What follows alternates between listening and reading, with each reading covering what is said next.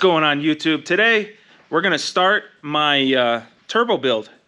So I got the Hellion twin 62mm turbo kit. It's the sleeper version where the turbos are down by the tranny, and I'm just gonna sort of run through it a little quicker. It's not gonna be a full step-by-step just because it's a bunch of work, and if you're putting in this turbo kit, you should know how to do the basics like pulling the exhaust and pulling the intake, changing injectors, things like that. So I'm just gonna go at a higher level and explain if there's any kind of small things here and there that I wish would be changed or I need to update or whatever. In this blue folder is the instructions and warranty stuff and checklist. They send the instructions on a USB and they give you horsepower stickers. We're gonna open this up, disconnect the positive terminal on the battery. Whatever air cleaner, air box setup that you have, you're gonna wanna go ahead and remove all of that. We're gonna get the car up in the air and we're gonna start with the exhaust because that's where the turbos go. Come under here, depending on your exhaust, it'll be different, right? But I'm gonna remove these clamps here that go to my H pipe, and then remove these mounts here, and then I'm just gonna slide my exhaust out of this hanger when we drop down the exhaust and just slide it out towards the front of the vehicle, and that'll get all the exhaust out. I'm gonna remove this, take this little pipe out, and then I'm going to take these nuts out here to get this pipe out with this cat. To get the intercooler on, we're gonna have to take the whole front bumper assembly part off.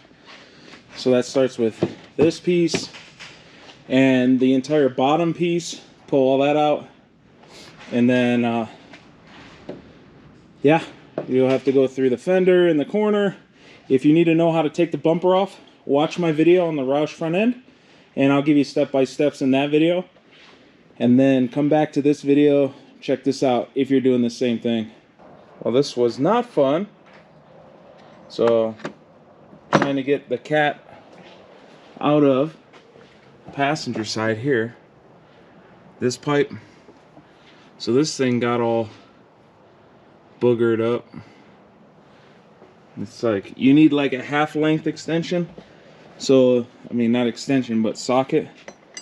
Where it's like, not a full deep well and not a short one.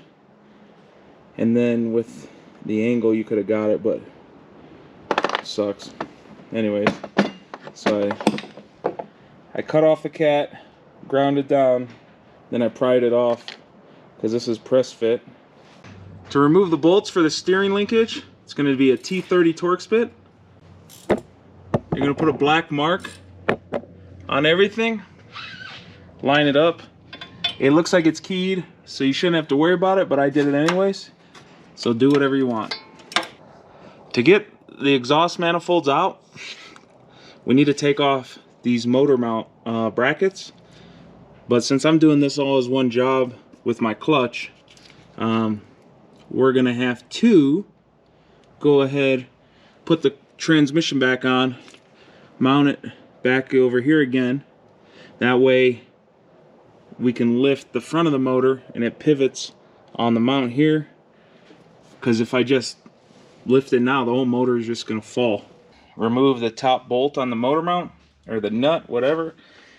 And the easiest way is using a 3/8 extension, 17mm socket, and then adapting the 3/8 to a 1/2 inch so you can use a breaker bar or a 1/2 inch torque wrench. Because we need to lift the motor, right, in order to get the headers off. See the silver mounting bracket on top of the motor mount? So we need to remove that.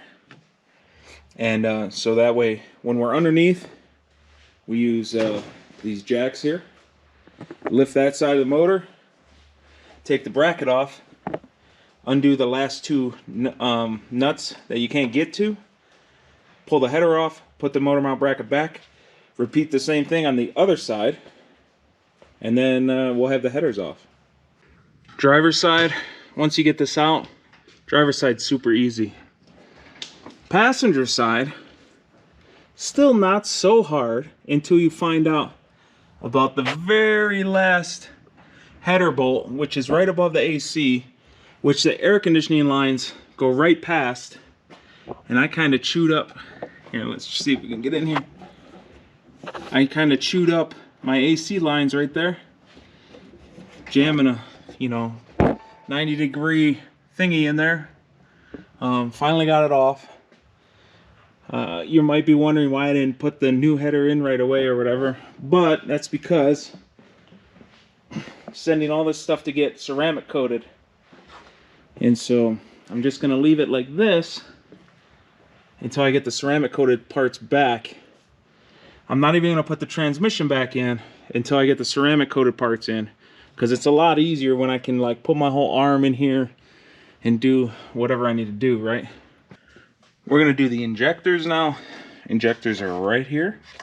First thing first, need to remove this brace. So we got here and here on both sides. And then remove this, put it off to the side. These nuts on the support are 15mm.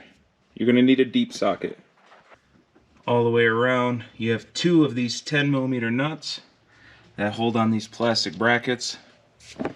And this vacuum line here. So we're gonna take those 4 off, pull off this heat shield deal on both sides of the rail, unplug each fuel injector by pushing the little tab and pulling off the connector.